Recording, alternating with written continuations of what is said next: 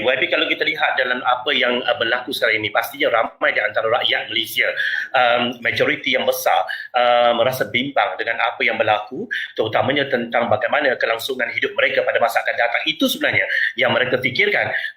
Bukan pandangan yang terlalu jauh, tetapi cukuplah untuk mengatakan bahawa kalau sekiranya berlaku PKP dan sebagainya, ia adalah amat-amat memberi kesan kepada kehidupan mereka, terutamanya dari segi ekonomi dan sebagainya.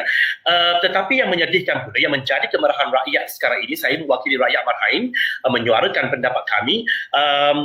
Kami sedikit pastinya akan merasa sedikit kemarahan apabila saranan yang diberikan oleh pihak kerajaan atau pihak berkuasa sebelum ini yang menyatakan bahawa rakyat perlu menjaga diri sendiri, kita jaga kita dan sebagainya.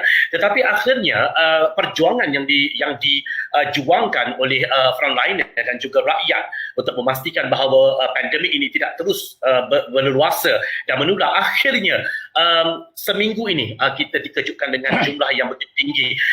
Sekaligus ia tidak dinafikan, kita tidak menafikan bahawa ia melahirkan rasa kemarahan di kalangan rakyat. Kalau kita lihat banyak yang tular di media sosial bagaimana poster-poster rentang yang diconteng dan sebagainya mengatakan bahawa rakyat jaga rakyat, menteri jaga poket dan sebagainya, itu merupakan satu petanda bahawa rakyat sudah mula marah.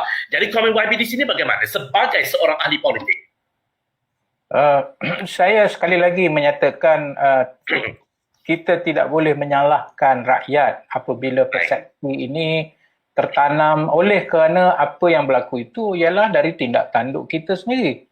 Tindak tanduk kita yang seharusnya kalau kita menjadi pimpinan masyarakat, pimpinan negara khususnya, menteri-menteri yang membuat polisi-polisi dan memastikan polisi itu dikuat kuasa, maka sudah tentulah yang paling perlu menunjuk teladan yang baik adalah pimpinan di atas.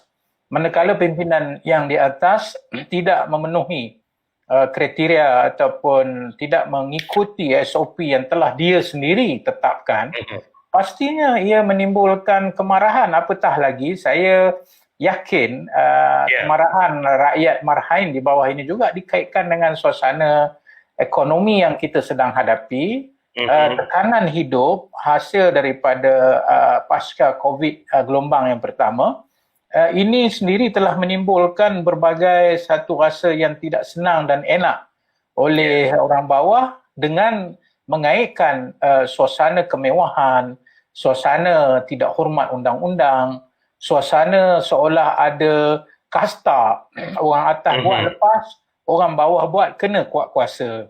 Perkara-perkara inilah yang saya kira menimbulkan berbagai persepsi kemarahan daripada rakyat di bawah, dan saya sama sekali tidak menyalahkan mereka kerana kita sendiri tidak menunjukkan contoh yang kita kata baik kepada orang ramai yang melihat setiap tindak tanduk kita.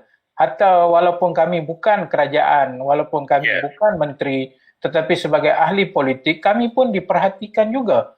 Maka dalam hal ini, slogan yang menyatakan rakyat jaga rakyat, menteri jaga kedudukan, itu satu yang bagi saya lahir daripada hasrat yang terpendam dalam jiwa rakyat dan kita kata dihemburkan apabila berlaku satu realiti di depan mata mereka bahawa menteri-menteri, ahli-ahli politik tidak menghormati SOP dan pada waktu yang sama, contohnya ketika suasana COVID begitu mendadak naik, rakyat merasa takut kalau PKP berlaku sekali lagi.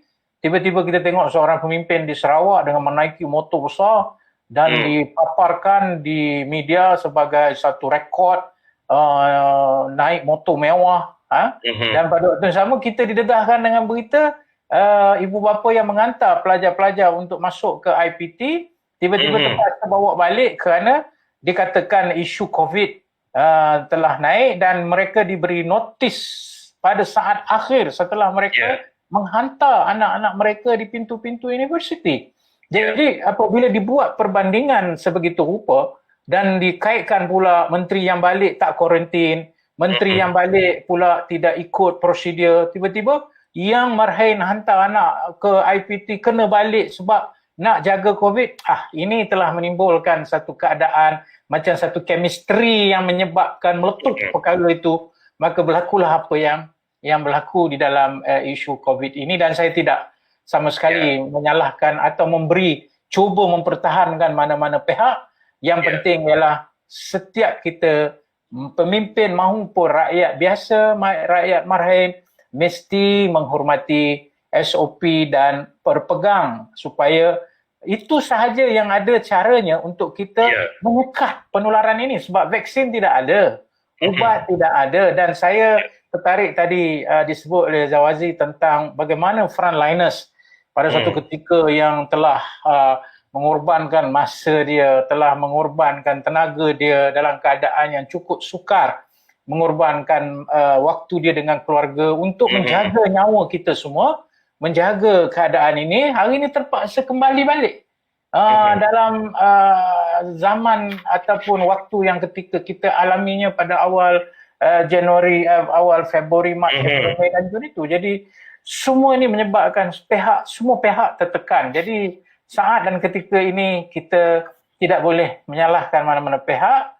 Dan di peringkat tertinggi pimpinan, baik yang berpegang ataupun yang memegang perintah kerajaan hari ini, pemerintah hari ini, lebih-lebih lagi perlu menunjukkan satu sikap yang jujur, ikhlas, dan tidak boleh double standard di dalam mereka menangani isu COVID ini. Itu pandangan saya lah, Zawazi.